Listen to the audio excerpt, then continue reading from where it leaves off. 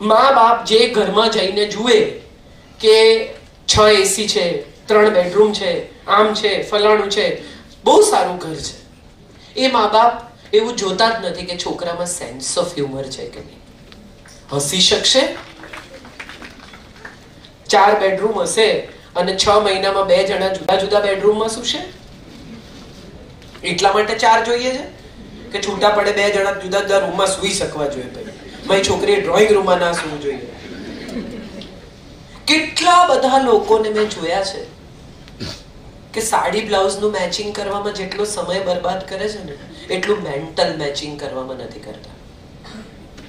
દીકરીનો ટ્રોઝો બનાવે ને મા બાપ, તો મનીષ મલ્હોત્રાના ચણિયા ચોળી ફલાણાનું આમ ને TBZ માંથી અમે તો ડાયમંડનો સેટ લીધો ને અનકટ વિલંદી લીધા ને આમ લીધું ને એક પાછી કામનો સેટ લીધો ને એક આ લીધું ને એક જળતર લીધું. આવડે છે ને મને, પહેરતી નથી કશું.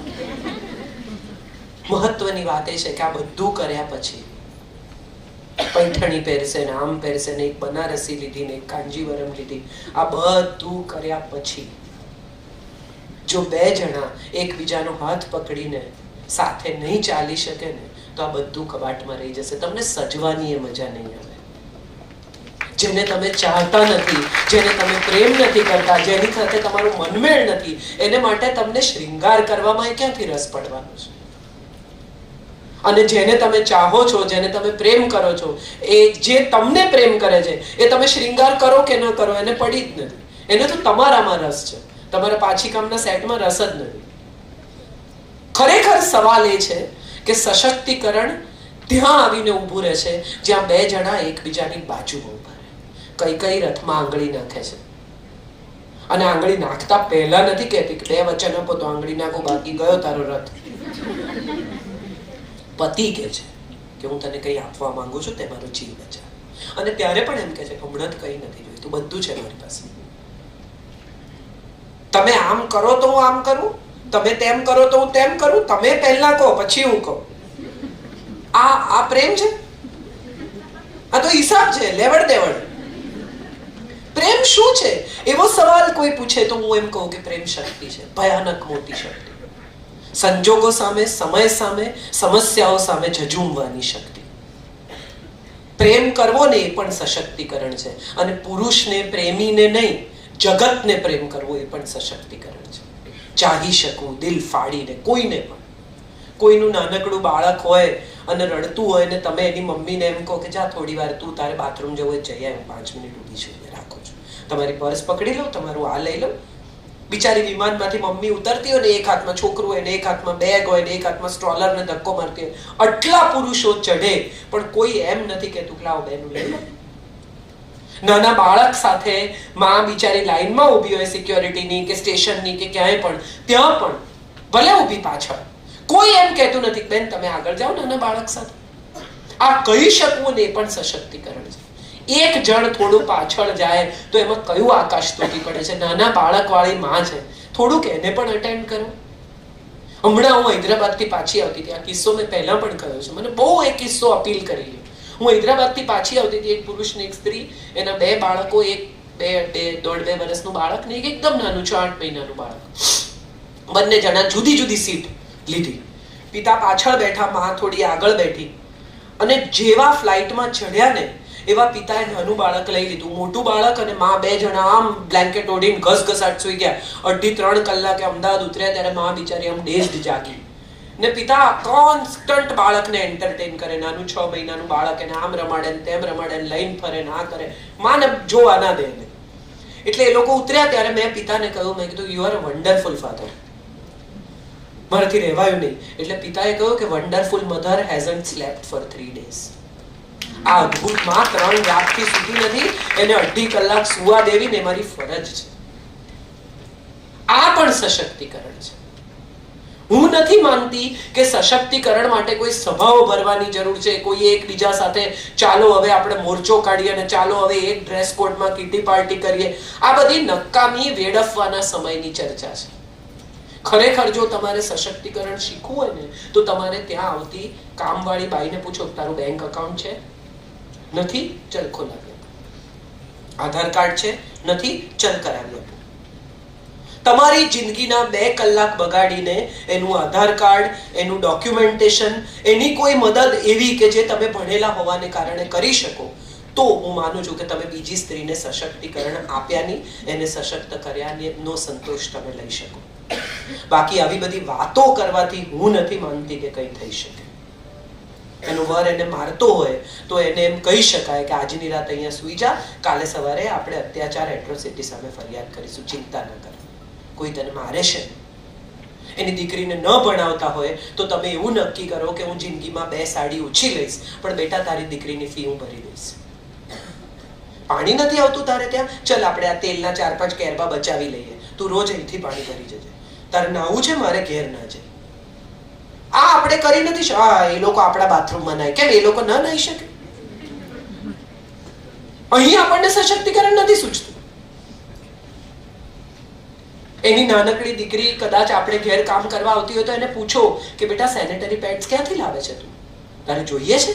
હવે જોઈએ ને ત્યારે મને કહે છે 40 રૂપિયાના સેનેટરી પેડ હું લાવી આપીશ. કપડાં નહીં વાપરતી, હાઇજીન શીખ. એ દિવસો દરમિયાનમાં એને વી વોશ લાવીને આપો કે લે આ વોશ કરવા માટે તને કામ આવશે.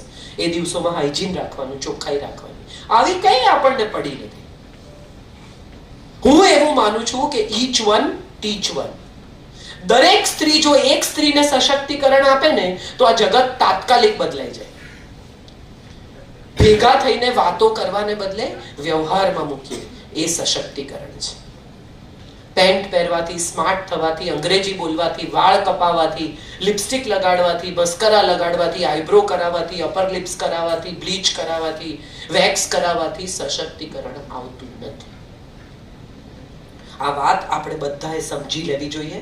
અને જો સમજી લઈશું ને તો એટલીસ્ટ અહીંયા ભેગા થયેલા લોકો તો જિંદગીમાં કશુંક મેળવી શકશે અને કશુંક આપી શકશે. અને છેલ્લી સૌથી મહત્વની વાત, ક્ષમા એ જ કરી શકે જે સશક્ત છે. માફ કરતા શીખો. બધું યાદ રાખવું, બધું ગાંઠે બાંધવું, બધું એવું નક્કી કરી લેવું કે આને તો હું સીધા કરી નાખીશ ને, પેલા તો મગજ ઠેકાણે લાવી દઈશ ને, આને તો પાન પડાવી દઈશ ને, આને તો પાઠ પડાવી દઈશ. આ સશક્તિકરણ નથી. આ તમારા મગજમાં વગર ભાડાની જગ્યા લઈને રહેતા લોકો છે.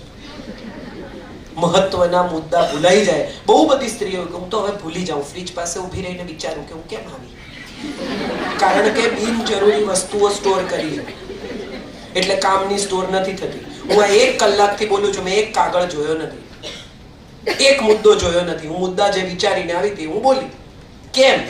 કારણ કે હું એવું યાદ જ નથી રાખતી કે મને કોણે શું કીધું, મને કોની જોડ નથી ફાવતું, પેલા ભાઈને સીધા કરવાના છે, પેલા બહેનને તો જોઈ લો, એને તો કામ જ ના મળવું જોઈએ. હું મિતુલભાઈને કહીશ કે મહેરબાની કરીને આને તો બોલાવતા. આવું કાંઈ હું કરતી નથી. કામના મુદ્દા યાદ રાખું છું, બેકાર ચીજો ફેંકી દઉં. તમારા કબાટમાં છેલ્લા 1 વર્ષથી તમે ના પહેર્યા હોય ને એવા કપડા કાઢો અને વુમન્સ ડે ના દિવસે એવી સ્ત્રીઓને આપી આવો કે જેને જરૂર છે. હું એને વુમન્સ ડે કહું છું. મોટા મોટા તપેલા ઉપર ભરી રાખ્યા હોય ને, કોઈ આવે ત્યારે જોઈએ, કોઈ આવતું નથી. હવે તમારો સ્વભાવ જ એવો થઈ ગયો છે કે કોઈ તમારે ઘેર આવતું જ નથી. આ સત્ય. અને આવે ત્યારે તમે સીધા બહાર લઈ જાઓ છો ગુજરાતી થાળી ખવડાવવા. નથી આપણે તો આ તપેલાનું શું કરવાનું? શેતરંજીઓ 20 by 20 ની કોઈ ગુજરી જાય તો જોઈએ. અરે ભાઈ ગુજરી જશે ત્યારે તમે બેસણું તો બહાર કરો છો હોલમાં, ત્યાં ક્યાં તમે શેતરંજી પાથરવા જવાના છો? કેટલા બ્લાઉઝ બધા સાચવે, મારું વજન ઉતરશે ને ત્યારે હું પહેરીશ, પણ નહીં ઉતરે. હવે નહીં ઉતરે, આપી દો. હવે હું છેલ્લા 4 વર્ષથી અમીબેન આઈ ડિસાઇડેડ, હું છેલ્લા 4 વર્ષથી દર વર્ષે કબાટ સાફ કરું. અને જે કપડા મને એમ લાગે કે હવે મારી ઉંમરને નથી શોભતા કે મારા શરીરને નથી શોભતા, એ ગમે તેટલા મોંઘા હોય, જુવાન દીકરીઓને આપી દેવાના અને થપ્પી કાઢીને મૂકવાની. અને જે દીકરીઓ બધી શો કરતી હોય, આ કરતી હોય, નાટક ચેટક કરતી હોય, જે બોલતી હોય, આવી બધી દીકરીઓને બોલાવીને કહેવાનું કે આમાં જે ગમે લઈ જા. અને જોવાનું નહીં કે શું લઈ જાય છે. હું હવે ટાઈટ કપડા નથી પહેરતી અને અદ્ભુત બધા પંજાબી શીવડાવેલા ટાઈટ ને નીચી બેકના બધા, એ પણ એક સમય હતો કે મને બહુ ગમતા હતા ફેન્સી કપડા. હવે નથી પહેરતી. તો એ કપડા એવી દીકરીઓને આપી દેવાના કે જે લોકોને આ કામ લાગે. કાઢો એમાંથી મન. એવા દાગીના લાંબા લાંબા બુટિયા એ જમાનામાં પહેરતી હતી, આજથી 5 વર્ષ પહેલા. મને બહુ ગમતા હતા, ફેન્સી હતી, હું ના નથી પાડતી. પણ એમાંથી નીકળીને આપણી ઉંમર પ્રમાણે, આપણા સમય પ્રમાણે બદલાવું એ પણ સશક્તિકરણ છે. સ્વીકાર, જેમ ક્ષમા સશક્તિકરણ છે, જેમ સ્વતંત્રતા સશક્તિકરણ છે, એમ સ્વીકાર પણ બહુ મોટું સશક્તિકરણ છે. તમારી સ્કિન હવે લાલ લિપસ્ટિક ને યોગ્ય નથી રહી તો જવા દો, તમે લગાડી નહીં યાર આખી જિંદગી, હજુ શું કામ લપેડા કરો? નથી સારા લાગતા, ભરવા લાગો. આવી ખબર નથી પડતી મોટા ભાગના લોકો. મજા કરો, જે ઉંમર તમને જે આપે એની સાથે આનંદથી જીવવું એ પણ સશક્તિકરણ છે. કેટલા બધા બાળકો મને માં કે છે, રામમોરી, એશા, બધા લેખકો, દેવકી, બધા મને માં કે છે. મિલિંદ, ગઢવી, બધા. હું એવું કહું કે હું કઈ માં તમારી માં જેવી નથી, હું તો હજી નાની છું. ના, ગમે આવા છોકરાઓ તમને માં કે તો કેટલું વાલ આવે. આ બધા સફળ બાળકો છે. આનંદ થવો જોઈએ કે આટલા બધા છોકરા મને માં કે છે, એનો આનંદ થવો જોઈએ. હું તો હજી નાની છું. ના, જરાય નાની નથી બેન. તારા મનથી તું નાની છે, બાકી લોકોને ખબર જ છે કે કરચલી પડી ગઈ છે. આ તો આપણી હોશિયારી છે, આમ કરીને બધું દબાવવાની. ન કરો. સમય, ઉંમર, સમજણનો સ્વીકાર એ પણ સશક્તિકરણ છે.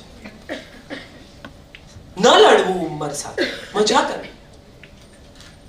ફરી પાછી શ્રીદેવી પર આવું છું મારી વાત પૂરી કરતા. જો એ ઉંમર સાથે ન લડી હોત તો કદાચ જુદી જગ્યાએ પહોંચી હોત. સ્વીકાર કર્યો હોત તો આવા સંજોગોમાં ન મુકાઈ હોત. આપણે બધા જ ક્યાંક ને ક્યાંક, કશેક ને કશેક યુવાનીને, સૌંદર્યને સ્ત્રીત્વ માનીએ છીએ. સ્ત્રી સમર્પણની, ત્યાગની, બલિદાનની દેવી નથી. બલિદાન કોને કહેવાય? 4 જ રોટલી હોય ને પછી તમે કહો કે ના ના મેં તો જમી લીધું, એ બલિદાન નથી. 4 કરો ને બેન, કેટલી વાર લાગે? ગરમ રોટલી ન ખાવી એ બલિદાન નથી. સવારનું કેટલા ઘરોમાં મેં જોયું, સવારનું સાંજે, સાંજનું સવારે સ્ત્રી ખાય અને પછી કે મને બહુ ગેસ થાય. હા, તે ઠંડુ ખાવાથી વાયુ થાય. અને ખોટા આવા પ્રકારના ભોજનથી મેદસ્વી થવાય, તમારા શરીરમાં વાયુ ભરાય અને તમારું વજન ઓછું હોય તેમ છતાં તમે ફૂલેલા જાડા લાગો, કારણ કે તમે તાજું નથી ખાતા, લીલા શાકભાજી, ફાઈબર નથી ખાતા, પ્રોટીન નથી ખાતા. ની રિપ્લેસમેન્ટ સૌથી વધારે સ્ત્રીઓને આવે. કેમ? કારણ કે એમનું ભોજન સંતુલિત નથી. પુરુષો બહારગામ ગયા હોય, ઘરમાં દીકરો એના હોય, પતિ એના હોય ને, તો કેવું તો ખાખરા ને દૂધ. શેને માટે ખાખરા ને દૂધ? જા મજા કર, પાણીપુરી ખા. હું તો એકલી જઈ જ ન શકું. હું છેલ્લા કેટલા વખતથી બધી ફિલ્મો એકલી જોઉં છું, કારણ કે મને આજે હમણાં ખબર પડે કે હવે મારી પાસે ટાઈમ છે. હું જોઉં કે 6:30 નો શો છે ને 5 વાગે હું ઘરે આવી ગઈ છું ને હવે મારે કઈ કામ નથી, એટલે હું બૂટ પહેરું. મારા ઘરની એક બાજુ હિમાલયા મોલ છે, બીજી બાજુ પીવીઆર છે ને આમ આલ્ફા છે. હું બૂટ પહેરીને ચાલતી જતી રહું, પિક્ચર જોઈને ચાલતી પાછી આવતી રહું. કોઈને પૂછવા રહું નહીં. 1-2 બેનપણીઓ છે એને પૂછું કે હમણાં જાઉં છું, આવું છે? કોઈ આવે નહીં.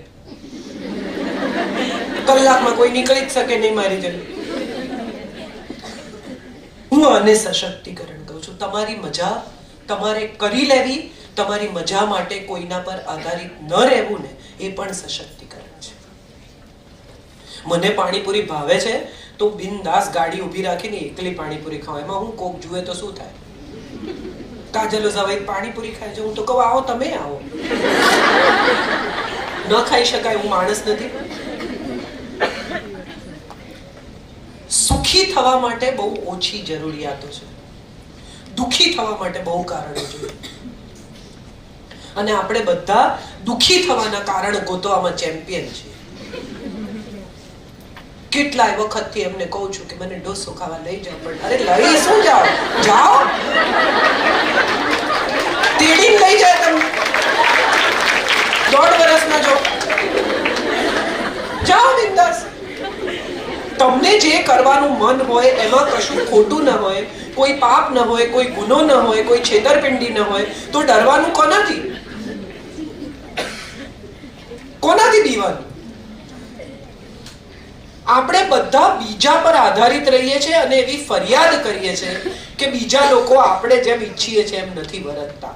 પણ એ તો નહીં જ વર્તે, એ સત્યનો પહેલો સ્વીકાર કરો. એને સમય મળે ત્યારે તમને લઈ જાય. એ સ્થિતિમાં મુકાવા કરતા તમે નક્કી કરો કે મારે જવું છે ને હું જઈશ. એમ એકલા કેમ જવાય? બધા શું કહેવાય? બધા તો તમે નહીં જાઓ તોય કહેશે કે આ લોકો ક્યાંય જતા નથી. એ તો તોય કહેશે. તમે જશો તોય કહેશે, તમે નહીં જાઓ તોય કહેશે. ઉલટા ના જો મારા જેવા બે ચાર નીકળશે કે જે એમ નક્કી કરે મારી બેટી મજા કરે, શીખવું જોઈએ આ તો એની પાસેથી. બે સ્ત્રીઓ બીજી શીખશે મારી પાસેથી કે આ ઉભી રહીને પાણીપુરી ખાય, જલસા કરે. આપણે શીખો. કોની રાહ જોવે?